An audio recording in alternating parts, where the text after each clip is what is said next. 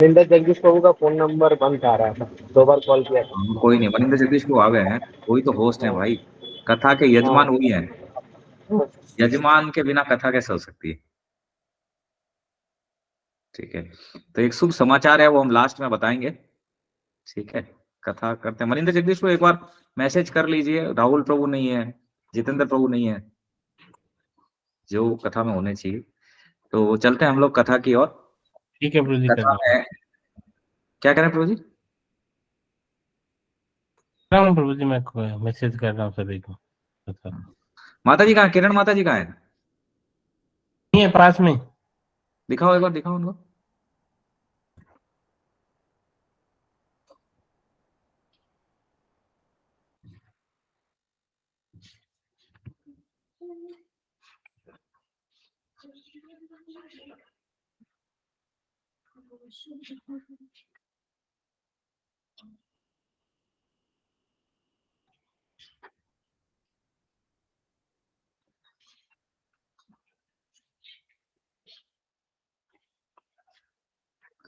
मनिंदर जगदीश को बहुत रिक्वेस्ट करनी पड़ रही है, मुझे लग रहा है आपको।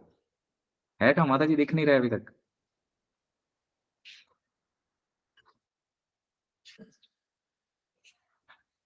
आ रहे हैं प्रभु जी, 1 मिनट, किचन में थे। कथा सुनने ना पास में बिठाया करो प्रभु जी।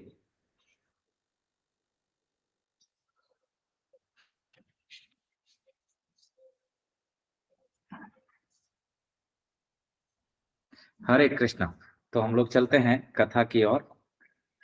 हम देख रहे थे कि लक्ष्मण जी और परशुराम जी का संवाद जो है चल रहा है।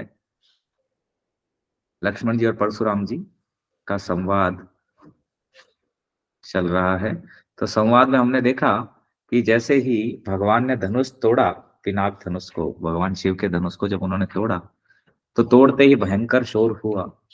उस शोर को सुन करके महेंद्र पर्वत पर तपस्या कर रहे थे परशुराम जी, वो शोर को सुन करके जनक की सभा में आ गए। और सभा में आते ही सबसे पहला प्रश्न उन्होंने यही किया। सब लोग डरने लग गए। हमने देखा कि सभी लोग डर रहे थे, कांप रहे थे।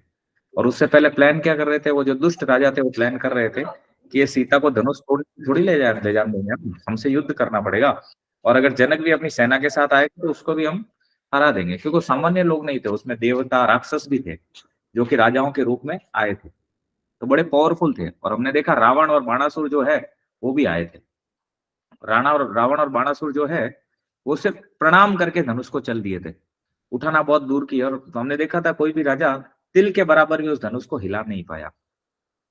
परंतु उनका ये प्लानिंग था कि जैसे ही ये क्या बोलते हैं, धनुष अगर तोड़ भी देगा तो हम ले जाने नहीं देंगे। ये हमने सुना था पहले कथा में। तो जब जैसे उन्होंने धनुष तोड़ा तो वो राजा लोग सारे इकट्ठे हो गए, दुष्ट राजा, के ले जाने नहीं देंगे। तभी परशुराम जी का एंट्री होता है। देखा पहला प्रश्न है, यही करते हैं कि हरे कृष्ण माता जी धन प्रणाम। बैठना है या कथा सुनने के लिए? आप प्रॉमिस करके गए हो मायापुर धाम से। ठीक है प्रभु जी। कथा सुनना है, हिलना नहीं है यहाँ से। अब आप दोनों दिखने चाहिए मुझे। यजमान नहीं दिखेंगे तो कथा होगा नहीं। यजमान भाग जाएंगे कथा छोड़ के तो फिर कथा कैसे होगा बताइए? बैठे हैं प्रभु जी। बैठना है। अच्छा नहीं लगता तो कथा बंद कर लेते हैं राम कथा आज से। नहीं नहीं, ऐसी बात नहीं है प्रभु जी। रिकैप से डर लगता है प्रभु जी। किससे? रिकैप करवाते हैं उससे। रिकैप से डरना नहीं चाहिए, बहुत सुंदर कथा चल रही है, आप रिकैप में क्या डरना। ठीक है, तो परशुराम जी प्रश्न आते ही बोलते हैं कि हे जनक, जिसने ये धनुष तोड़ा है उसको मेरे सामने प्रस्तुत करो। तो सभी लोग डर जाते हैं, पर वो दुष्ट राजा थे बड़े हैप्पी होते हैं कि देखो अब आए, ये पूछ रहे हैं ना, अब उसको आना ही पड़ेगा सामने, देखते हैं कैसे संभालता है। ठीक है, वही परशुराम है जिन्होंने 21 बार धरती को क्षत्रिय विहीन कर दिया था। जनक जी और सभी डर गए हैं, माता सीता भी डर गई है। सबका डरना देख करके भगवान रामचंद्र आगे आए। और रामचंद्र आकर के और उनको बोले कि हे नाथ, शिव जी के धनुष को तोड़ने वाला कोई आपका दास ही होगा, कोई और तो तोड़ नहीं सकता शिव जी का धनुष। आपका कोई दास ही होगा जिसने धनुष तोड़ा होगा। ठीक है, क्या आज्ञा है आप मुझसे कहिए। ठीक है, क्रोध, परशुराम जी क्रोधित तो थे ही। और ठीक है, बोले बोले सेवक वो है जो सेवा का काम करे।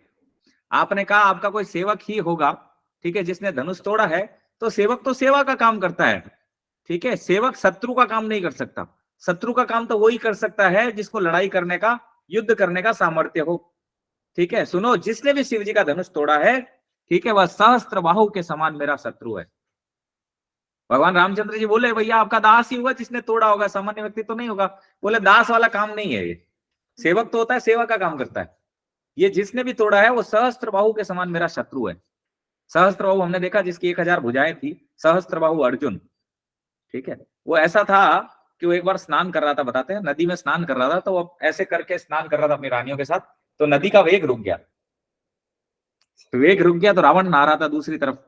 रावण ने देखा पानी नहीं आ रहा भाई, देखा, पता क्या, बोले सहस्त्र बाहु स्नान कर रहा है, सहस्त्र बाहु अर्जुन, ठीक है, कार्ति विजय अर्जुन भी बोलते हैं उसको। ठीक है, तो रावण उससे लड़ने के लिए गया, बोले जानता नहीं मैं रावण हूं, मेरा विघ्न डाल रहा है, मुझे स्नान नहीं करने दे रहा। तो रावण ने क्या किया, सहस्त्र बाहु से लड़ने गया, तो सहस्त्र बाहु ने उसको अपनी काख में दबा दिया, रावण को। सोचो कितना पावरफुल होगा सहस्त्र बाहु अर्जुन। ठीक है, काख में दबा दिया। तो बोलते हैं कि ब्रह्मा जी ने आकर के छुड़ाया उसको, ब्रह्मा जी आकर के बेचारे को छुड़ाए रावण को, हनुमान जी बोले भी इस बात को। ठीक है, तो उन्होंने आकर के उसको छुड़ाया। ये सहस्त्रबाहु अर्जुन, उसका वध परशुराम जी ने अपने इसी फरसे से किया था, और 21 बार धरती को क्षत्रिय विहीन कर दिया था उन्होंने। क्षत्रिय इस धरती पर देखने को भी नहीं बचे थे। इसीलिए फिर ब्राह्मणों को, उनके जो पिता हैं, ठीक है, उन्होंने उससे धरती दान ली और बोला पुत्र अब तुम महेंद्र पर्वत पर चले जाओ, तुम अगर यहाँ रहोगे तो तुम बेचारे क्षत्रियों को जीने ही नहीं दोगे। ये परशुराम जी है, और यहाँ भगवान को क्या बोल रहे हैं कि जिसने भी धनुष तोड़ा है वो सहस्त्र बाहु के समान मेरा शत्रु। आप वर्ड पे ध्यान दीजिए, देखो कितना इंपॉर्टेंट है। परशुराम जी बिल्कुल उसको ये समझ रहे हैं, जिसने धनुष तोड़ा वो सहस्त्र बाहु के समान मेरा शत्रु है। अब सहस्त्र बाहु को ऐसा शत्रु मानते थे वो कि उसकी पूरी सेना के समेत उसका वध अकेले किए। और क्या किया था उसने, दोष क्या था, दोष ये था कि वो एक बार आया जमदग्नि ऋषि के आश्रम पर आया, तो जमदग्नि ऋषि के पास कामधेनु गोमाता थी, तो अपनी सेना के साथ आया, तो पूरी सेना को उन्होंने भोजन करा दिया। तो भोजन करने उसको बोला ये तो मेरे पास होनी चाहिए, ये कामधेनु इसके पास कैसे हो सकती है, तो राजा के पास होनी चाहिए। मांगा, उन्होंने मना किया, जबरदस्ती करके ले गया। ठीक है, जबरदस्ती करके ले गया। उनको जब पता लगा परशुराम जी को, ठीक है, तो इस तरह से उनके पिता का अपमान किया उन्होंने। तो पिता के अपमान का बदला लेने के लिए परशुराम जी ने, और आतताई तो था ही वो, इसमें कोई दो राय नहीं है। तो यहाँ परशुराम जी कह रहे हैं वो सहस्त्रबाहु के समान मेरा शत्रु है। ठीक है, बोले इस समाज को छोड़ करके वो अलग हो जाए, उसी में उसकी भलाई है। तभी लक्ष्मण जी बीच में आते हैं। भगवान राम तो आए आपका दास ही होगा, पर वो बोल रहे दास नहीं, वो शत्रु का काम है ये तो। तभी लक्ष्मण जी आए, लक्ष्मण जी मुस्कुराए और परशुराम जी का अपमान करते हुए बोले कि हे गोसाई, लड़कपन में ऐसी खूब धनुरियां तोड़ी है हमने, ठीक है, तब तो आपने क्रोध नहीं किया, इतनी धनुरियां तोड़ी तब कोई क्रोध नहीं किया, अब इस धनुष पर कौन सी आपकी ममता ज्यादा है लग रहा है इस धनुष पर। ठीक है, तब भृगुवंशी परशुराम जी कहने लगे कि हे राजपुत्र, तुझे काल के वश होने के कारण होश नहीं है, तू क्या बोल रहा है, तू काल के वश है, इसलिए तुझे पता नहीं है कि तू बोल क्या रहा है। संसार में विख्यात ये पिनाक धनुष है, शिवजी का पिनाक धनुष, सामान्य धनुरी नहीं है जिसको तू बोल रहा है बालक। लक्ष्मण जी ने बोला हंस करके, हे देव सुनिए, हमारे जान में तो सारे धनुष एक से ही हैं, पुराने धनुष के तोड़ने में क्या हानि और क्या लाभ। बोले हमारे हिसाब से तो क्षत्रिय है, क्षत्रिय का काम है धनुरियों से खेलना, हमारे लिए तो सारे धनुष एक समान ही है। और ये धनुष तो बेचारा वैसे ही पुराना था, कुछ नहीं, प्रभु रामचंद्र जी ने इसको टच भी नहीं किया, सामने देखा थोड़ा सा, उसमें बेचारा टूट गया, पुराना था। हे मुनिवर, आपको इतना दुख हुआ तो हम कारीगर को बुला करके इसको वापस जुड़वा देते हैं, आपको बहुत दुख हुआ लग रहा है, बहुत ममता है आपकी इस धनुष पर। ठीक है, ऐसा बोले वो, तभी बोले अरे दुष्ट, तूने मेरा स्वभाव नहीं सुना, मेरे स्वभाव के बारे में पता कर, कौन हूं मैं, क्या स्वभाव है मेरा, ठीक है, इसके बारे में तुझे पता करना चाहिए। मैं तुझे बालक समझकर छोड़ रहा था इतनी देर, अरे मूर्ख, तू मुझे निरा मुनि जानता है, मैं बाल ब्रह्मचारी और अत्यंत क्रोधी परशुराम हूं, परशुराम, क्षत्रिय कुल का शत्रु तो विश्व भर में विख्यात हूं, 21 बार मैंने धरती को क्षत्रिय विहीन किया है। रे बालक, तू मुझे सामान्य बलकल धारण करने वाला मुनि मत समझ, अत्यंत क्रोधी और बाल ब्रह्मचारी परशुराम ऋषि हूं मैं, जिससे क्षत्रिय भी कांपते हैं। ठीक है। बोले अपनी भुजाओं के बल पर मैंने पूरी पृथ्वी को राजाओं से रहित कर दिया, एक भी राजा नहीं था, बोले सारे राजाओं से रहित, सिर धड़ से अलग कर दिए सबके। और फिर क्या किया मैंने, फिर बहुत बार उसे ब्राह्मणों को धरती को दान भी दिया मैंने, ब्राह्मणों को क्षत्रियों से लिया और ब्राह्मणों को दान दिया, इसलिए ब्राह्मणों के हम लोग ऋणी हैं। और फिर बोले हैं कि सहस्त्र बाहु की भुजाओं को काटने वाला, ठीक है, ये मेरा फरसा, इसकी और दृष्टि डाल, ये खून का प्यासा है, अभी भी प्यास बुझी नहीं है इसकी, ठीक है। फिर बोले अरे राजा के बालक, तू अपने माता पिता के बारे में तो सोच, मेरा फरसा बड़ा भयानक है। बोले गर्भ में अगर मेरे फरसे के बारे में विचार कर ले कोई माँ और गर्भवती हो तो उसका गर्भ गिर जाए डर से, उस गर्भ का भी नाश करने वाला है, ऐसा है मेरा फरसा, बिना माँ को मारे गर्भ का नाश कर सकता है, ठीक है। मतलब वो बता रहे हैं उसकी अचिंत्य शक्ति के बारे में बता रहे हैं कि फरसा कोई सामान्य नहीं है। लक्ष्मण जी हंस करके बोले मुनिवर, ठीक है, आप अपने को बड़ा भारी योद्धा समझते हैं, बार बार मुझे कुल्हाड़ी दिखाते हैं, फूंक से पहाड़ उड़ाना चाहते हैं। लक्ष्मण जी कहते हैं अरे बार बार आप मुझे दिखा रहे हो, मेरे फरसे की ओर देख, मेरे फरसे की ओर देख, कुल्हाड़ी दिखा रहे हो, अरे क्या मुझे डरा रहे हो आप फूंक से पहाड़ उड़ाना चाहते हो, ठीक है। लक्ष्मण जी अपना परिचय भी दे रहे हैं इसमें। बोले कोई, ठीक है, कच्चा फल थोड़ी है हमें कि कोई तर्जनी उंगली दिखा करके मार दे हमें, कच्चा फल तो है नहीं हम लोग, ठीक है। और कुठार और धनुष देखकर, ठीक है, ही मैंने कुछ अभिमान सहित कहा था, रघुवंशी समझकर और यज्ञोपवीत देखकर तो जो कुछ आप कहते हैं उसे मैं क्रोध से रोककर सह लेता हूं। बोले मैं अभी तक क्या आपको मुनि समझ रहा हूं, मुनि समझ करके मैंने अपने क्रोध को शांत कर रखा है, ठीक है। क्यों शांत कर रखा है, बोले रघुकुल रीत सदा चली आई, प्राण जाए पर वचन न जाए, हम लोगों ने हमेशा रक्षा किया, रक्षा का भार है। एक तो आप ब्राह्मण हैं, ठीक है, मुनि है, इसीलिए मैं अभी तक, ठीक है, क्रोध को शांत कर रखा है। क्यों, क्योंकि हमारे कुल में इन पर वीरता नहीं दिखाई जाती। किस पर, गाय पर, देवता पर, ब्राह्मण पर और भगवान के भक्त पर, इन पर वीरता नहीं दिखाई जाती। बोले इन पर अगर वीरता दिखाएंगे भी तो अपयश मिलेगा, वीरता दिखाएंगे तो अपयश भी मिलेगा और पाप भी लगेगा मर गए तो, ठीक है। इसलिए क्या करना चाहिए, ठीक है, आप मारे तो भी आपके पैर ही पड़ना चाहिए। बोला आप हमें मार भी दे तो भी आपका पैर ही पकड़ना चाहिए हमें, ठीक है। आपसे हमें युद्ध तो कर नहीं सकते क्योंकि आप ब्राह्मण हैं और, ठीक है, ऋषि भी हैं, और आप धनुष बाण तो व्यर्थ में ही धारण करते हैं, आपको धनुष बाण धारण नहीं करना चाहिए, तो आपने व्यर्थ में ही धारण कर रखा है, ठीक है। और बोले मैंने धनुष और कठार देख करके, पहली बार ऐसे मुनि देखे, आज तक तो मुनि कमंडल धारण करते हैं, पहली बार ऐसे देखे भैया कुल्हाड़ी धारण कर रहे हैं, धनुष और, ठीक है, प्रत्यंचा धारण कर रखे हैं, ऐसे ऋषि पहली बार देखे।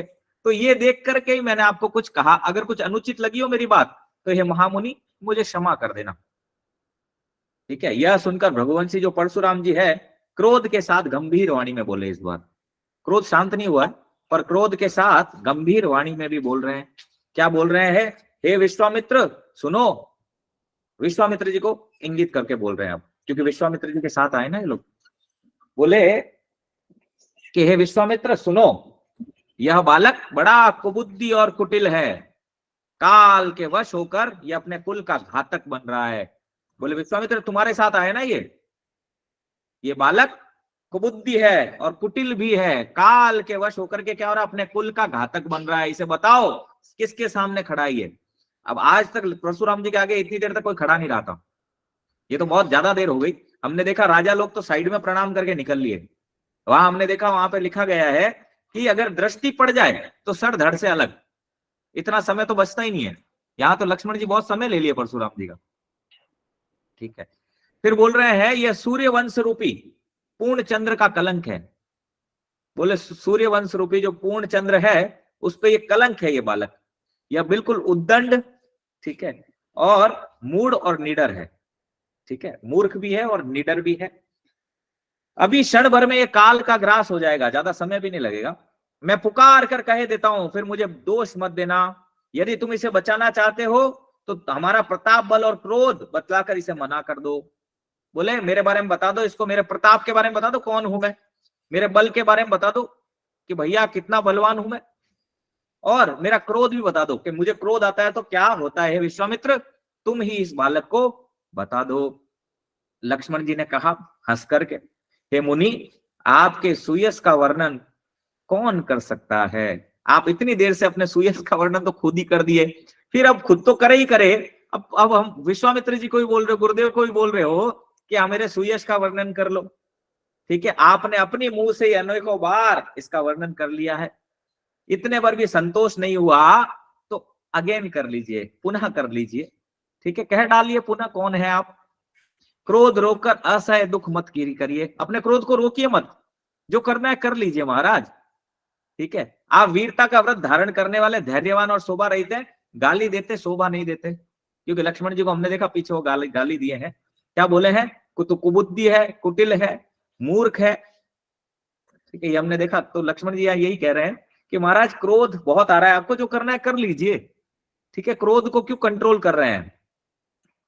ठीक है, गाली देते हुए शोभा नहीं देते, क्यों, क्योंकि आप वीरता का व्रत धारण करने वाले हैं, धैर्यवान भी है और शोभ रहित भी है। बोले सूरवीर क्या करता है, युद्ध में युद्ध करता है, बातें नहीं करता। आप इतनी देर से बातें कर रहे हैं, मैंने ये कर दिया, मैंने वो कर दिया। ठीक है, शत्रु को युद्ध में उपस्थित देखकर, आपको लग रहा है मैं आपका शत्रु हूं, तो शत्रु को युद्ध में उपस्थित देख करके कायर डींगे हाँकता है। आप इतनी देर से अपना ग्लोरिफिकेशन बता रहे हैं महाराज, जो करना है कर लीजिए। बोले आप तो मानो काल को हाँक कर बार बार मेरे लिए बुला रहे हैं, लगता है काल आपके कंट्रोल में है महाराज, काल आपका सेवक है ऐसा लग रहा है। ठीक है, आप बार बार उसको हाँक करके बुला रहे हैं। लक्ष्मण जी के कठोर वचन सुनकर, ठीक है, परशुराम जी इतनी देर तो फरसा दिखा रहे थे, अब फरसे पे हाथ चला गया उनका, फरसे पे हाथ गया। ठीक है, और अपने हाथ में ले लिया उन्होंने, फरसे को निकाला और अपने हाथ में धारण कर लिया। ठीक है, क्योंकि बोला ही ऐसा उन्होंने। अब विश्वामित्र जी ने कहा अपराध क्षमा कीजिए। ठीक है, अब इसमें मेरा कोई दोष नहीं होगा, क्योंकि इस बालक को मैंने बहुत बचाया, बहुत देर तक कोशिश किया इस बालक को बचाने का, पर सचमुच ये मरने ही आया है, इसका मृत्यु निश्चित है, अब इसको कोई बचा नहीं सकता। तब विश्वामित्र जी आगे आए, बोले मुनिवर इसे क्षमा कीजिए, बालक के गुण और दोष को जो साधु लोग हैं वे गिनते नहीं है। बोले ये तीखी धार का कुठार, मैं दया रहित और क्रोधी, और ये गुरुद्रोही और अपराधी मेरे सामने। तब परशुराम जी बोले, उन्होंने जब बोला कि देखो बच्चों के गुण और दोषों को साधु पुरुष नहीं देखते महाराज, आप इसको फरसे को अंदर रख लीजिए।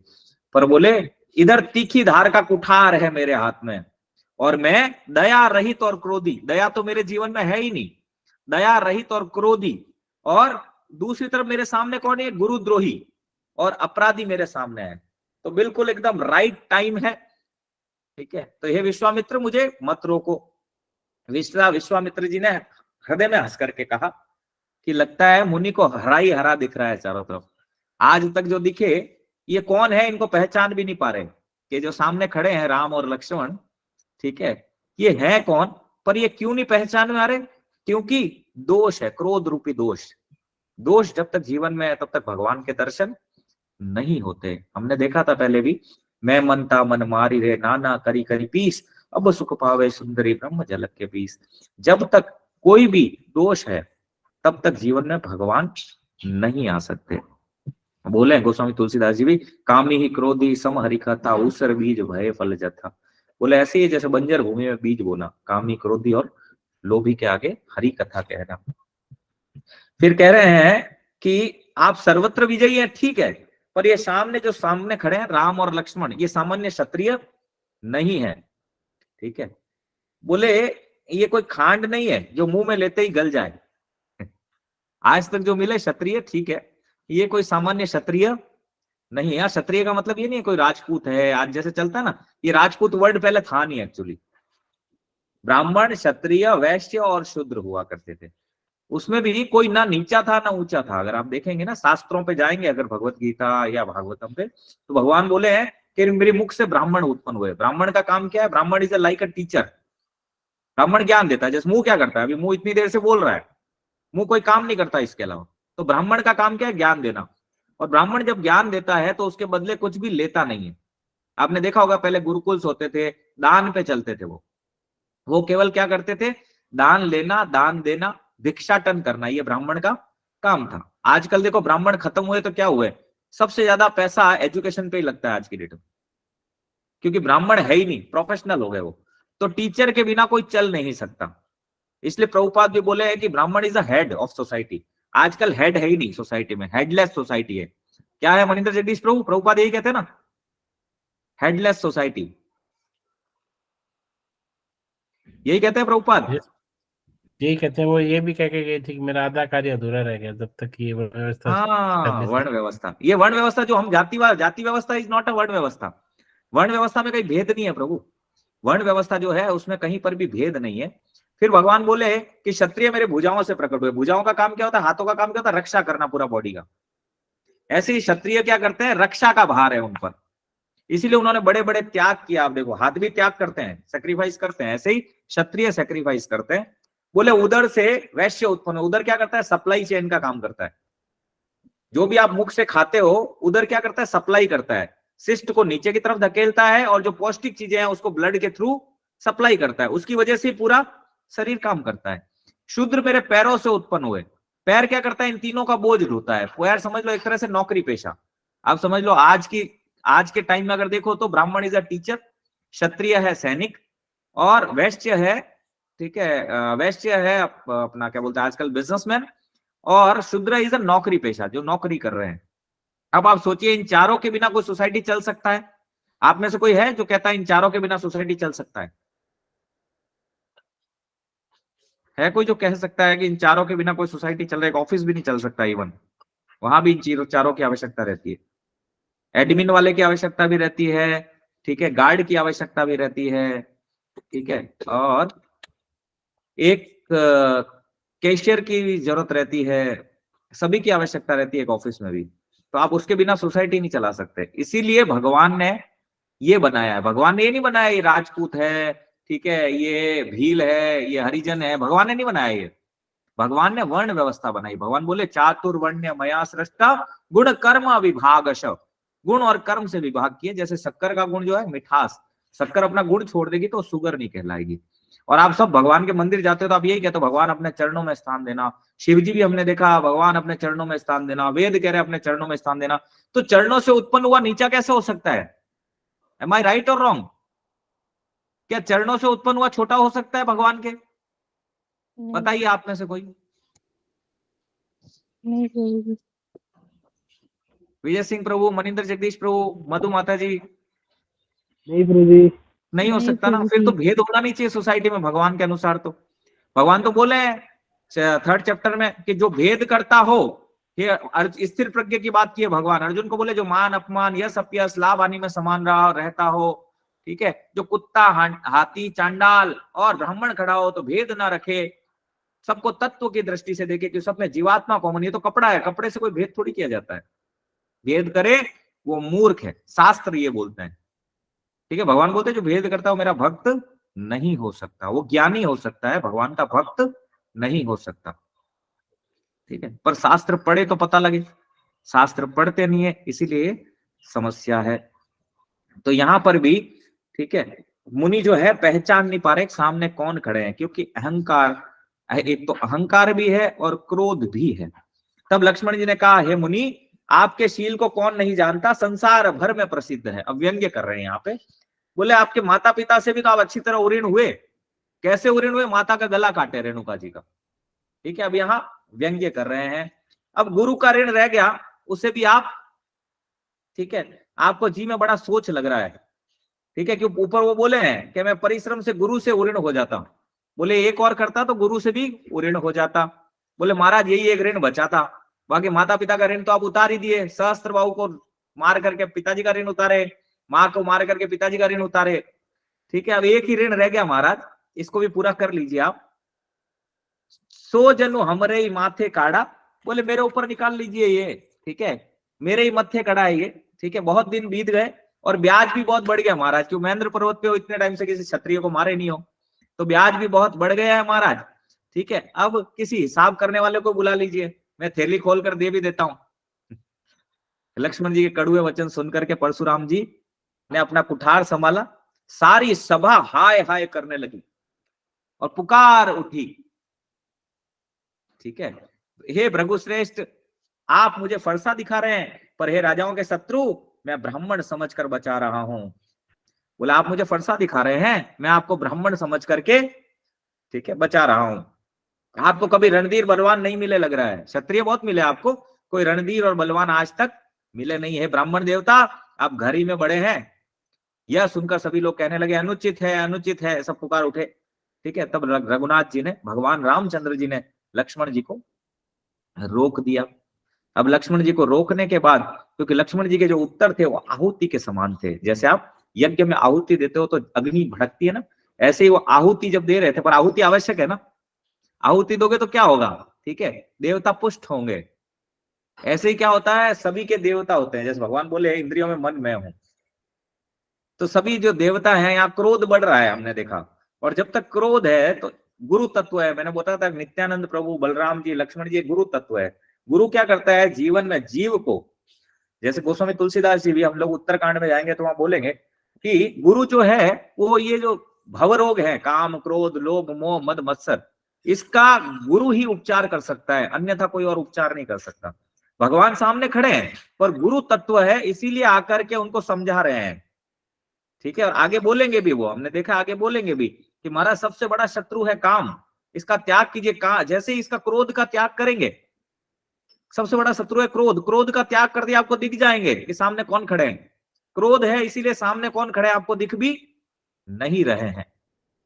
ठीक है, और रामचंद्र जी क्या, रघुकुल शिरोमणि जल के समान है। जब अग्नि बढ़ जाती है तो क्या होता है, जल के छींटे दिए जाते हैं। ठीक है, बोले जगन्नाथ जी हैं जो जल के छींटे के समान है। हे नाथ, बालक पर कृपा कीजिए, ये सीधे और दुधमुए बच्चे पर क्रोध ना कीजिए। भगवान बोले आकर के, हे नाथ, इस बच्चे पर दया कीजिए, इस दुधमुए बच्चे पर क्रोध न करिए। ठीक है, ये आपका प्रभाव नहीं जानता, ये बेसमझ आपकी बराबरी कहां करेगा महाराज। ठीक है, बालक यदि चपलता भी करे तो गुरु पिता और माता हृदय में आनंद से भर उठते हैं। बालक अगर चपलता भी करे, अतः इसे छोटा बच्चा और सेवक मानकर कृपा कीजिए। आप तो समदर्शी हैं, सुशील हैं, धीर और ज्ञानी मुनि हैं। श्री रामचंद्र जी के वचन सुनकर वे कुछ ठंडे पड़े। इतने पर फिर लक्ष्मण जी कुछ बिना कहे, कुछ कह करके मुस्कुरा रहे हैं, मन ही मन कुछ बोले और मुस्कुरा रहे हैं। इधर भगवान रामचंद्र जी रिक्वेस्ट कर रहे हैं आकर के, पर वो मुस्कुरा रहे हैं। उनको जैसे ही मुस्कुराते हुए देखे तो परशुराम जी का जो क्रोध है वो नख से शिखा तक और डबल हो गया। ठीक है, तब उन्होंने कहा, हे राम, तेरा ये भाई जो है बड़ा पापी है, यह शरीर से गोरा है पर हृदय से बड़ा काला है, यह विषमुखा है, दुधमुआ नहीं। तू तो कह रहा दुधमुआ है, ये दुधमुआ नहीं है भाई, ये विषमुआ है, इसके मुंह से विष निकलता है। सही कह रहे हैं, वैसे वास्तव में पहचान नहीं कर रहे पर बोल ठीक रहे हैं यहाँ पे क्योंकि अनंत शेष है यही। ठीक है, स्वभाव से ही टेढ़ा है, तेरा अनुसरण नहीं करता, तू कितना सीलवान है। यह नीच मुझे काल के समान नहीं देखता। बोले देख नहीं रहा मैं इसका काल हूं, काल सामने खड़ा है। इस तरह से अगर ये देख ले तो ये समस्या ना आए। लक्ष्मण जी ने हंस करके कहा, हे मुनि सुनिए, क्रोध पाप का मूल है, जिसके वश में होकर मनुष्य अनुचित कर्म कर बैठता है और विश्व भर के प्रतिकूल सबका अहित करता है। बोले महाराज, जो क्रोध आपने धारण कर रखा है वो पाप का मूल है, और क्रोध क्या करता है, अनुचित कार्य ही करवाता है, उचित कार्य नहीं करवाता। तो हे मुनिवर, इस क्रोध का त्याग कर दीजिए। हे मुनिराज, मैं आपका दास हूं, अब क्रोध त्याग कर दया कीजिए मेरे ऊपर। टूटा हुआ धनुष क्रोध करने से नहीं जुड़ जाएगा। खड़े खड़े पैर दुखने लगे होंगे, बैठ जाइए महाराज बोले मुझे क्षमा कर दीजिए, मैं आपका दास हूं, क्रोध त्याग दीजिए।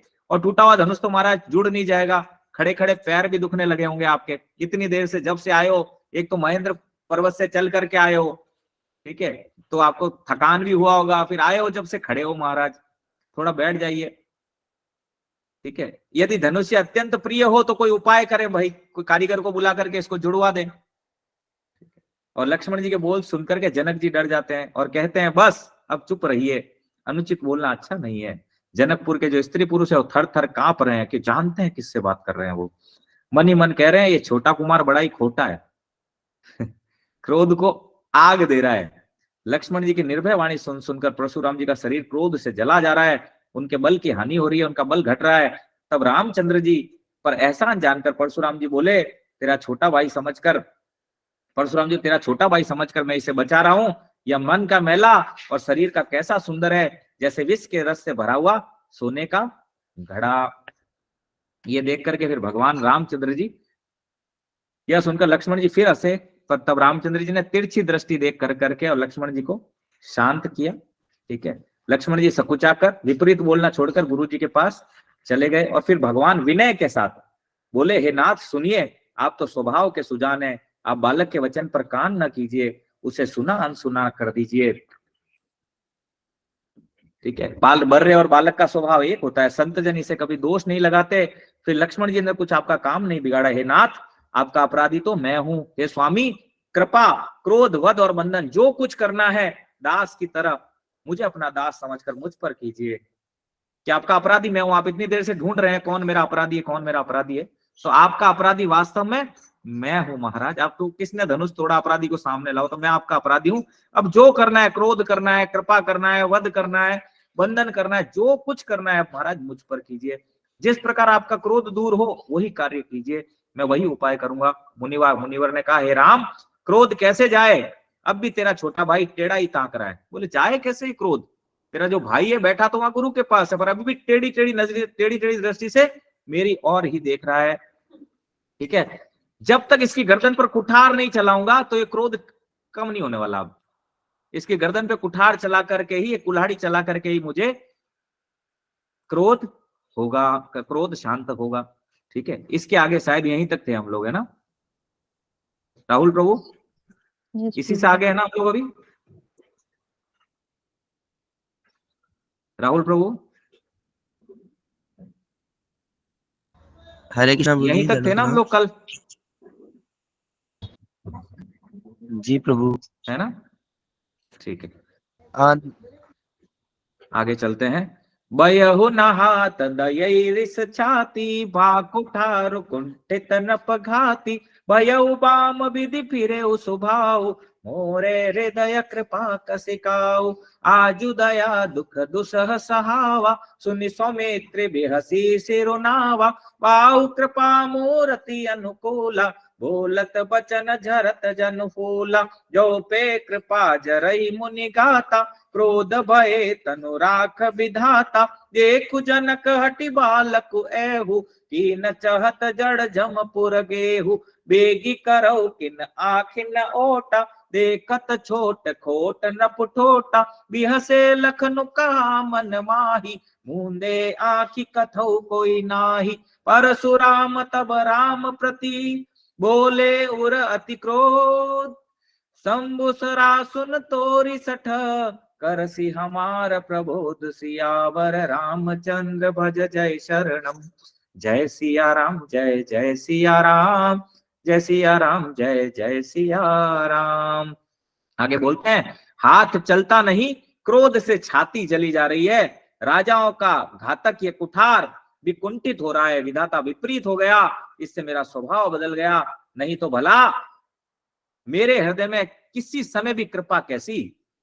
बोले एक तो क्रोध, ठीक है क्रोध आ रहा है उनको, बोले तेरा ये जो भाई है टेढ़ी टेढ़ी दृष्टि से मेरी ओर देख रहा है, तो क्रोध से मेरी छाती जली जा रही है, और राजाओं का घातक ये कुठार, जिससे राजा लोग भी आज तक क्षत्रिय डरते हैं, पर ये विधावता विपरीत हो गया, मेरा स्वभाव बदल गया। ठीक है, अब ये नहीं देख रहे स्वभाव बदला नहीं है, किसके सामने खड़े होने से स्वभाव बदला है ये अभी भी देख नहीं रहे हो। ठीक है, नहीं तो मेरे हृदय में कृपा कैसी भाई, इतनी देर तक तो कृपा टिके ही ना मेरे हृदय में, आज दया मुझे यह दूसरा दुख सहा रही है, ये दया के कारण ऐसा हो रहा है। यह सुनकर लक्ष्मण जी ने फिर मुस्कुराकर सिर नवाकर कहा, आपकी कृपा रूपी वायु भी आपकी मूर्ति के अनुकूल ही है, वचन बोलते हैं मानो फूल झड़ रहे हैं। बोले आपकी जो कृपा है, आप कह रहे हैं ठीक है मैं दया, बोला आपकी दया भी महाराज ऐसे ही है जैसे आपके मुंह से फूल झड़ रहे हैं। ठीक है, ये कृपा रूपी जो वायु है ये भी आपके समान ही है, लग नहीं रहा आप कृपा कर रहे हैं, वो तो क्रोध में, और बोल रहे मुझे दया आ रही है। दया का तो कोई भी लक्षण दिख नहीं रहा आपको देख करके, फिर भी ऐसा लग रहा है जैसे फूल झड़ रहे हो। हे मुनि, यदि कृपा करने से आपका शरीर जला जाता है तो क्रोध होने पर शरीर की रक्षा विधाता ही करेंगे। बोले कृपा करने से आपका शरीर, बोले कृपा करने से महाराज किसी का शरीर जला आज तक? कृपा करने से पहली बार सुन रहा हूं मैं कि कृपा करने से किसी का शरीर जल रहा है। महाराज, कृपा करने से आपका शरीर जल रहा है, तो क्रोध होने पर तो शरीर की रक्षा विधाता ही करेंगे। आप बोले विधाता ही शरीर की रक्षा करेंगे। आप कह रहे हो दया करने से शरीर जल रहा है। महाराज, तो क्रोध करने से तो फिर क्या स्थिति होगी? जब दया करने से शरीर जल रहा है तो क्रोध करने तो शरीर के टुकड़े हो जाने चाहिए। महाराज, तो विधाता ही आपके क्रोध की रक्षा कर रहा है। हे जनक, ठीक है, फिर बोल रहे हैं। अब पहले किसको बोले? विश्वामित्र को। ठीक है, विश्वामित्र जी से दूर हटे तब जनक जी को बोले, हे जनक, यह मूर्ख बालक हट करके यमपुरी में निवास करना चाहता है लगता है। बोले मूर्ख बालक अब हट पर आ गया है, यमपुरी में निवास करना चाहता है लग रहा है। अभी इसको शीघ्र ही आंखों की ओट क्यों नहीं करते? ये राजपुत्र देखने में छोटा है पर है बड़ा खोटा। लक्ष्मण जी ने हंसकर मनी मन कहा, आंख मूंद लेने पर कोई नहीं दिखेगा महाराज। लक्ष्मण जी भी ना गुरु तत्व है, तो जब तक जीव का क्रोध ना जाए तब तक बैकफुट पे नहीं आ रहे। भगवान रामचंद्र जी भी बोले, पर भगवान ही चाहते हैं कि, ठीक है, कि उनका क्रोध दूर हो किसी तरह से। ठीक है, भगवान के पास जाने से पहले तो बोल रहे हैं, अरे जनक, इसको मेरी आंखों से दूर हटा ले, ठीक है, नहीं तो ये यमपुरी में रहेगा। आंखों की ओट मतलब आंखों से दूर कर दे इसको मुझसे। ठीक है, ये राजपुत्र देखने में छोटा है पर है बड़ा खोटा। लक्ष्मण जी ने हंसकर कहा, महाराज आंखें बंद कर लीजिए, कोई दिखेगा ही नहीं, किसी और को क्यों बोल रहे हैं? तब परशुराम जी अत्यंत हृदय में क्रोध भरकर श्री राम जी से बोले, अब लक्ष्मण जी को तो छोड़ दिए, ठीक है, जो क्रोध होना था, अरे शठ, तू शिव जी का धनुष तोड़कर उल्टा हम ही को ज्ञान सिखाता है। ठीक है, देखो भगवान को क्या बोल रहा है, अरे शठ, ठीक है, तुझे एक तो शिव जी का धनुष तोड़ा तूने और ऊपर से मुझे हम ही को ज्ञान सिखा रहा है। आगे देखते हैं क्या कहते हैं। बंदुक यही कटु सम्मत तोरे, तू छल विनय कर शिखर जोरे, करु परितोष मोर संग्राम, नाहित छाड़ कया बहु राम, छल तजु करहि समरु शिव द्रोही, बंधु सहित नत मारहु तोई, प्रघुपति बकहि पुठार उठाए, मन मुस्काहि राम सिर नाय, गुनह लखन कर हम पर रोसु, कतहु सुधा इहु ते बड़ दोसु, टेढ़ जानि सब बंदहु काहू, वक्र चंद्र महि ग्रसई न राहु, राम कयो रिस तजई मुनीसा, कर कुठारु आगे कर सीसा, यही रिस जाय करई सोई स्वामी, मोहि जानिया आपन अनुगामी, प्रभु ही सेवकई समरु कस, तजहु विप्र बर रोसु, बेसु बिलो के कहि सि कछु, बाल कहो नहीं दोष, सियावर रामचंद्र भज जय शरणम। जय सिया राम, जय जय सिया राम, जय सिया राम, जय जय सिया राम।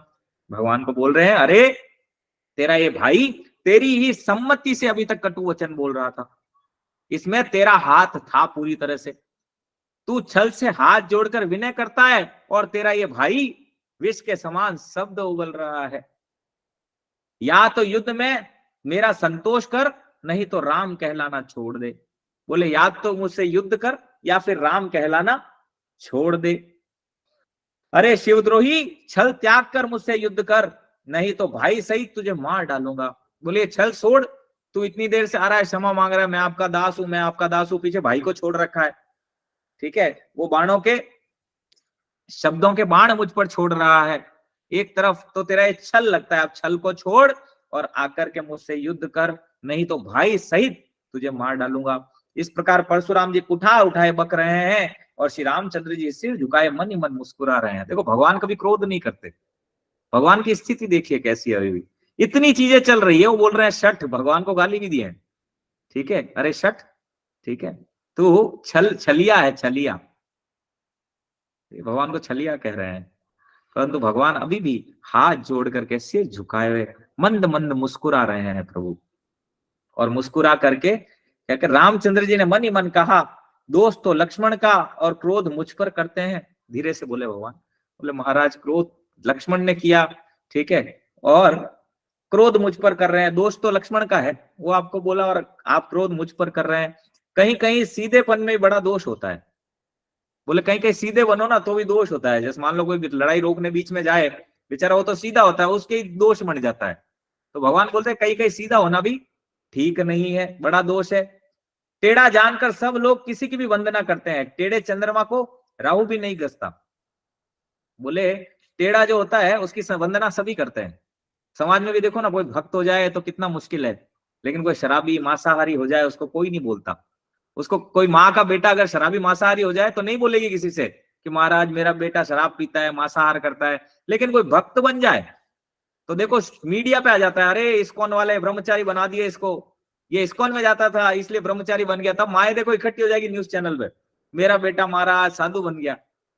अरे साधु तो बना अच्छा ही है ना, शराबी मांसाहारी थोड़ी बना है, समाज का भला ही करेगा। लेकिन ठीक है, आजकल की माँ जो है वो माँ नहीं है, वास्तव में दुश्मन है अपने पुत्रों की। इसीलिए पुत्र क्या हो रहा है, सिगरेट पी रहे हैं, शराब पी रहे हैं, मांसाहार कर रहे हैं, गलत काम कर रहे हैं। क्यों? क्योंकि अच्छी शिक्षा तो दी नहीं जाती उनको। ये नहीं बोला जाता साधु होना अच्छा है। ठीक है, क्रांतिकारी चाहिए, साधु चाहिए, पर पड़ोसी के घर से चाहिए। खुद के घर से डॉक्टर इंजीनियर चाहिए, दुकान चलाने वाले। तो यहाँ पर भगवान क्या कर रहे हैं, मुस्कुरा रहे हैं और बोल रहे हैं लक्ष्मण ने किया तो लक्ष्मण ने, और आप मुझे कह रहे हैं महाराज। ठीक है, सीधा होना भी कहीं कहीं ठीक नहीं है। बोले टेढ़ा होना ही ठीक है, टेढ़े की सभी वंदना करते हैं। बोले राहु भी क्या होता है, टेढ़ा, चंद्रमा टेढ़ा है इसलिए उसको ग्रसता नहीं है, फिर टेढ़ा है। ठीक है, टेढ़े चंद्रमा को श्री रामचंद्र जी ने प्रकट कहा, हे मुनीश्वर क्रोध छोड़िए, आपके हाथ में कुठार है और मेरा यह सिर आपके आगे है। बोले आप युद्ध ही करना चाहते हैं? बोले मेरा सिर आपके आगे है और कुठार आपके हाथ में है। जिस प्रकार आपका क्रोध जाए हे स्वामी वही कीजिए, मुझे अपना अनुचर, अपना दास मानिए। स्वामी और सेवक में युद्ध कैसा? हे ब्राह्मण श्रेष्ठ, क्रोध का त्याग कीजिए। आपका वीरों का सवेश देखकर ही बालक ने कुछ कह डाला, वास्तव में उसका कोई दोष नहीं। देखो यहाँ भगवान, क्योंकि लक्ष्मण जी भगवान के प्राण हैं, तो भगवान यहाँ कह रहे हैं, क्योंकि गुरु तत्व है, जैसे मना अवतार है नारद जी, ऐसे लक्ष्मण जी, बलराम जी, भगवान कहते भी हैं कई बार कि बलराम मेरे प्राण हैं।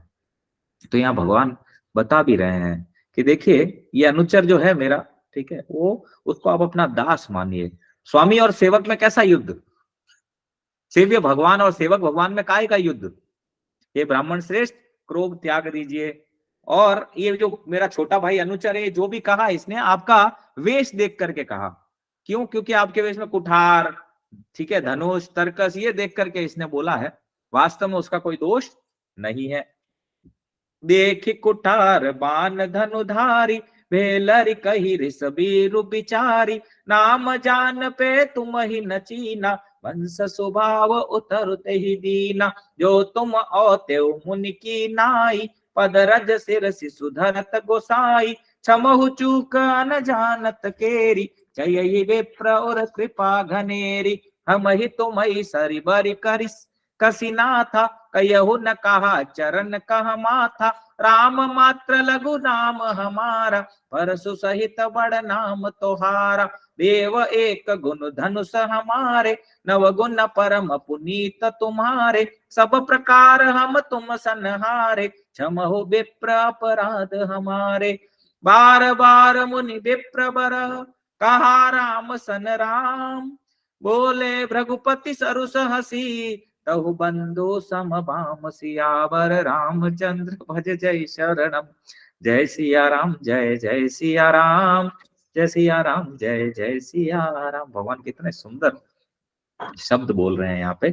बोले महाराज आपका कुठार, बाण और धनुष धारण किए देखकर, वीर समझकर बालक को क्रोध आ गया। वह आपका नाम तो जानता था, पर उसने आपको पहचाना नहीं।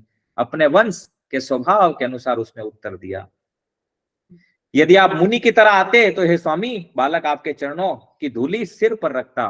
बोला आप मुनि के समान आते तो ये बालक आपके चरणों की धूलि अपने सिर पर धारण करता, पर ये कुठार धनुष धारण कर करके रघुवंश जाग उठा महाराज। ठीक है, इसीलिए आपको ऐसा बोला है। वो अनजाने की भूल को क्षमा कर दीजिए। ब्राह्मणों के हृदय में बहुत दया होनी चाहिए। बोले ब्राह्मण का गुण होना चाहिए, जैसे भगवान गीता में ब्राह्मणों के गुण लिखे हैं, क्षत्रियों के भी गुण लिखे हैं। क्या गुण होने चाहिए? आजकल कोई है ही नहीं, आजकल सारे मलेच्छ हैं। ये चारों वर्ण अपर कैटेगरी है, चारों जो है अपर कैटेगरी है। ये कैटेगरी कलयुग में नहीं है, कलयुग में सारे के सारे मलेच्छ हैं। हे नाथ, हमारी और आपकी बराबरी कैसी? कहिए ना, कहाँ चरण और कहाँ मस्तक, कहाँ मेरा राम मात्र छोटा सा नाम, और कहाँ आपका परशु सहित बड़ा नाम। बोले हे नाथ, आपकी और हमारी बराबरी कैसी? कहाँ तो चरण और कहाँ सिर। देखिए भगवान कितने दयालु है भगवान। कभी हम कहते मैं बड़ा, मेरी जाति बड़ी, झगड़ा ही बड़े का है यहाँ संसार में। मैं बड़ा, मेरी जाति बड़ी। एक ही जाति में मान लो ब्राह्मण है तो ब्राह्मण में भी अलग अलग जातियां, मैं बड़ा, चतुर्वेदी बड़ा हो, द्विवेदी कहता मैं बड़ा, शिवमाली कहता मैं बड़ा, मैं बड़ा, मैं बड़ा। पर भगवान यहाँ क्या कह रहे हैं, देखिए कितने दयालु भगवान। ठीक है, वेद भी जिनको नेति नेति करके हाथ खड़े कर देता है, वे प्रभु कह रहे हैं प्रभु आपकी और हमारी बराबरी कहाँ, कहिए कहाँ चरण और कहाँ सिर, क्या बराबरी हो सकती है। मेरा छोटा सा नाम राम और आपका परशु सहित परशुराम, नाम में भी छोटा हूं महाराज। ठीक है, आपकी बराबरी कहाँ करूंगा। हे देव, हमारे तो एक ही गुण धनुष है और आपके परम पवित्र शम तप सोच क्षमा सरलता ज्ञान विज्ञान और आस्तिकता, ये 9 गुण हैं। हम तो सब प्रकार से आपसे हारे हैं, विप्र हमारे अपराधों को क्षमा कीजिए। बोले हम में तो क्या एक ही गुण है, धनुर्धारी है। आप तो क्षमा, दमा, तप, शौच, सरलता, ज्ञान और विज्ञान और आस्तिकता, ये 9 गुण है महाराज, क्योंकि ब्राह्मण में 9 गुण होते हैं। हम आपसे हारे, हमारे अपराधों को क्षमा कीजिए। श्री रामचंद्र जी ने परशुराम जी को बार बार मुनि और विप्रवर कहा, तब रघुपति परशुराम जी कुपित होकर अथवा क्रोध की हंसी हंसकर बोले, तू भी अपने भाई के समान टेढ़ा ही है। ये तो मुनिवर और विप्र कर रहे हैं, पर अभी भी क्रोध में है। क्रोध में हंस करके बोले, क्रोध में हंसते ना कई बार, ठीक है, क्रोध की हंसी हंस करके बोले हैं, तू भी अपने भाई के समान। मैं तो समझता था तू सरल है, सीधा है, ठीक है, पर तू भी अपने भाई जैसा टेढ़ा ही है, सीधा नहीं है भाई। मैं ही गलत सोच रहा था। निपट ही द्विज करी जान ही मोही, मैं जस विप्र सुनावहु तो ही, चाप श्रुवासर आहुति जानु, कोप मोर अति घोर कृसानु, सुमति सैन चतुरंग सुहाई, महामहीप भये पशुआई, मैं एहि पर सुकाटि बल दीनी, समर यज्ञ जप कोटिन कीने, मोर प्रभाव विदित नहीं तोरे, बोलसि निदरि विप्र के फोरे, भंजे चाप दापु बड़ बाड़ा, अहमिति मन हो जीत जग उठाड़ा, राम कहा मुनि कयहु बिचारी, रिस अति बड़ी लघु चूक हमारी, छुअती टूट पिनाक पुराना, मैं कही हे तु करो अभिमाना, जो हम निंदरि विप्र बदी, सत्य सुनहु भृगुनाथ, तो अस को जग सुबटु जही, भय बस नावहि माथ सियावर, रामचंद्र भज जय शरणम, जय सिया राम, जय जय सिया राम, जय सिया राम, जय जय सिया राम। कानों में अमृत खोल रहे हैं ये शब्द ना। तू मुझे निरा ब्राह्मण मत समझ, ठीक है, क्रोध की हंसी हंस करके बोल रहे हैं, तू मुझे निरा ब्राह्मण मत समझ, मैं जैसा विप्र हूं तुझे सुनाता हूं मैं कैसा विप्र हूं। धनुष को स्त्रुआ, बाण को आहुति और मेरे क्रोध को अत्यंत भयंकर अग्नि जान। ठीक है, बोले धनुष को स्रुआ जान और बाण को आहुति जान, और मेरा जो क्रोध है उसको भयंकर अग्नि जान। ये सामान्य नहीं है। चतुरंगणी सेना, सुंदर समिधाएं, जो यज्ञ में समिधा होती है आम के, ठीक है, उसकी, तो बोले उसको चतुरंगिणी जो सेना है वो सुंदर समिधाएं है, बड़े बड़े राजा उसमें आकर बलि के पशु हुए हैं, अपने बारे में बता रहे हैं। ठीक है, ये सारी चीजें बता करके कि देख मैं सामान्य विप्र नहीं हूं, ठीक है, मेरा जो बाण है वो यज्ञ की आहुति है, और मेरा जो क्रोध है वो भयंकर अग्नि है, उस यज्ञ में जलने वाली अग्नि है। ठीक है, और जो समिधा है, ठीक है, वो यज्ञ में जलाने वाली जो लकड़ियां है वो चतुरंगिणी सेना है, सुंदर सेना। ठीक है, और इसके यज्ञ का पशु बलि होता है। ठीक है, बलि क्या होती है, जैसे आहुति आपने देखा अन्न का बलि दिया जाता है, अज मींस अन्न का बलि दिया जाता है। तो बोले ऐसे ही बलि क्या है, बोले राजाओं के सिर। इस यज्ञ में क्या चढ़ता है, राजाओं के सिर चढ़ते हैं, जिसको मैंने इसी फरसे से काट कर बलि दिया है। ऐसे करोड़ों जप युक्त रण यज्ञ मैंने किया। हम तो नाम जप करते हैं नाम रूप की जप यज्ञ करते हैं, सबसे बड़ा जप यज्ञ है। ठीक है, लेकिन वो कह रहे हैं कि मैंने उस यज्ञ में, ठीक है, राजाओं के सर रूपी, ठीक है, बलि यज्ञ किए हैं, सामान्य यज्ञ नहीं किए हैं। ठीक है, रण यज्ञ बोलते हैं उसे, बोले रण यज्ञ किए हैं मैंने। अर्थात जैसे करोड़ों, वो भी एक दो नहीं कह रहे, करोड़ों। अर्थात जैसे मंत्रोच्चारण पूर्वक स्वाहा शब्द के साथ आहुति दी जाती है, उसी प्रकार मैंने पुकार कर राजाओं की बलि दी है।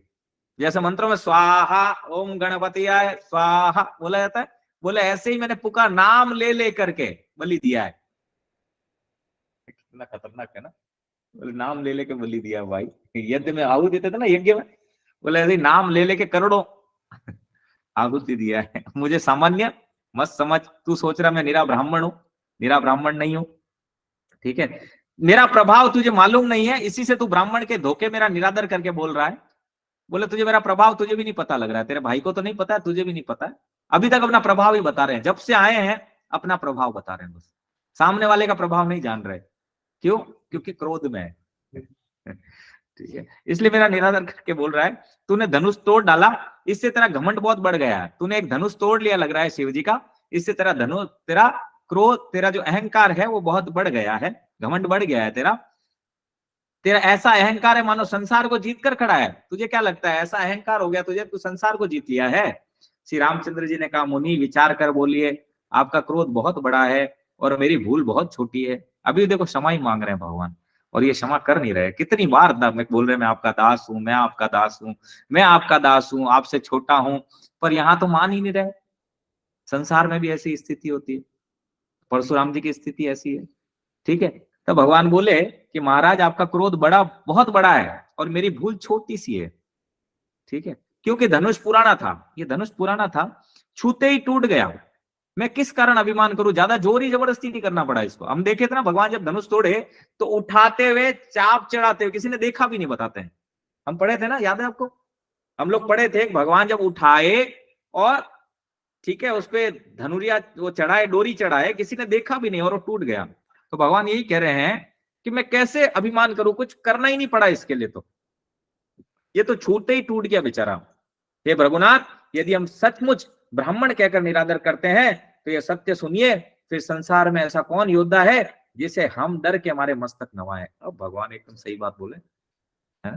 भगवान बोले महाराज आपको लगता है कि हम आपका ब्राह्मण करके निरादर, ब्राह्मण कह रहे हैं इतनी देर, निरादर करते हैं, तो सत्य सुनिए। अब मैं आपसे सत्य कहता हूं कि संसार में ऐसा कौन योद्धा है जो, ठीक है, जिसके आगे हम डर के मारे मस्तक नवाएं। ऐसा कोई योद्धा नहीं है महाराज, ब्राह्मण है इसीलिए इतनी देर से सर नवा रहे हैं। देव धनुज भूपति भट नाटा, समबल अधिक हो बलवाना, जोरन हम ही पचारे को, लरहि सुखे न कालु किन हो, क्षत्रिय तनु धरि समर सकाना, कुल कलंकुत ही पावर आना, कयहु सुभाव न कुल ही प्रशंसी, कालहु डरहि नरन रघुवंशी, विप्रवंश के असि प्रभुताहि, अभय हो ये जो तुम ही डराई, सुनि मृदु गूढ़ बचन रघुपति के, उघरे पटल परसुधर मति के, राम रमापति कर धनु लेहु, खेचहु मिटे मोर संदेहु, देप चाप आप ही चली गयऊ, परशुराम मन विस्मय भयऊ, जाना राम प्रभाव तब पुलक प्रफुल्लित गात, जोरि पानी बोले बचन हृदय न प्रेम अमात, सियावर रामचंद्र भज जय शरणम, जय सिया राम जय जय सिया राम, जय सिया राम जय जय सिया राम। भगवान आगे बोल रहे हैं कि देवता, दैत्य, राजा और बहुत से योद्धा, वे सारे बल में हमारे समान बराबर हो, चाहे अधिक बलवान हो। यदि रण में हमें कोई भी ललकारे तो हम उससे सुख पूर्वक लड़ेंगे, चाहे काल भी क्यों ना हो। भगवान अब अपना प्रभाव बता रहे हैं कि देखिए ब्राह्मण पर आपको लग रहा है कि हम आपको ब्राह्मण करके कह करके आपका निरादर कर रहे हैं, तो आप सुनिए, सत्य सुनिए, संसार में ऐसा कोई योद्धा नहीं है जिसके आगे हम मस्तक नवाएं, ठीक है। कोई भी राजा, दैत्य, बड़ा से बड़ा योद्धा, बल में हमारे, चाहे बल में हमारे बराबर हो या अधिक बलवान हो, ठीक है, रण में हमें कोई ललकारे तो हम सुख पूर्वक लड़ेंगे, चाहे काल भी क्यों ना हो। क्षत्रिय का शरीर धरकर जो युद्ध में डर गया, उस नीच ने अपने कुल पर कलंक लगा दिया। मैं स्वभाव से ही कहता हूं, कुल की प्रशंसा करके नहीं, कि रघुवंशी रण में काल से भी नहीं डरते। बोले महाराज क्षत्रिय हूं मैं, और क्षत्रिय अगर, ठीक है, युद्ध में डर जाए तो अपने कुल पर कलंक लगाने वाला होता है। मैं स्वभाव से कहता हूं, कुल की प्रशंसा करके नहीं, कि रघुवंशी रण में काल से भी नहीं डरते। ब्राह्मण बस की ऐसी प्रभुता है कि जो आपसे डरता है पर सबसे निर्भय हो जाता है, अर्थात जो भय रहित होता है वह भी आपसे डरता है। श्री रघुनाथ जी के कोमल और रहस्यमय वचन सुनकर परशुराम जी के बुद्धि के पर्दे खुल गए, ठीक है। अब बोले, भगवान बोल रहे हैं कि ब्राह्मण वंश की ऐसी प्रभुता है महाराज, मुनियों की, जैसे वो ब्राह्मण मुनि श्रेष्ठ हैं, ठीक है। बोले आपकी महिमा ऐसी है, क्योंकि कई बार हमने देखा कि हम ऋणी हैं उनके। क्यों ऋणी है? क्योंकि परशुराम जी ने जब भी क्षत्रिय विहीन किया धरती को, तो ब्राह्मणों को धरती दान किया, और ब्राह्मणों की वजह से ही बाकी सबको ये मिला है। ठीक है, तो भगवान यही कह रहे हैं कि महाराज ये आपकी प्रभुता, आपकी महिमा है कि जो आपसे डरते हैं हम लोग। ठीक है, क्यों? क्योंकि आपसे डर के भी निर्भय हो जाते हैं हम लोग। जो ब्राह्मण से डरता है वो निर्भय हो ही जाता है। ठीक है, भय रहित हो जाता है जो आपसे डरता है। जब रघुनाथ जी के कोमल और रहस्य युक्त, ये रहस्य वाले वचन है।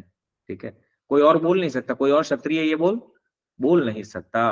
तब परशुराम जी का सारा के सारा जो क्रोध था, ठीक है, वो खत्म हुआ और बुद्धि के पर्दे खुल गए। ऐसी बात को जब सुने कि बोले ये तो भगवान के अलावा कोई और कह नहीं सकता। परशुराम जी ने कहा, हे राम, हे लक्ष्मीपति, धनुष को हाथ में अर्थात लक्ष्मीपति विष्णु का धनुष लीजिए और इसे खींचिए।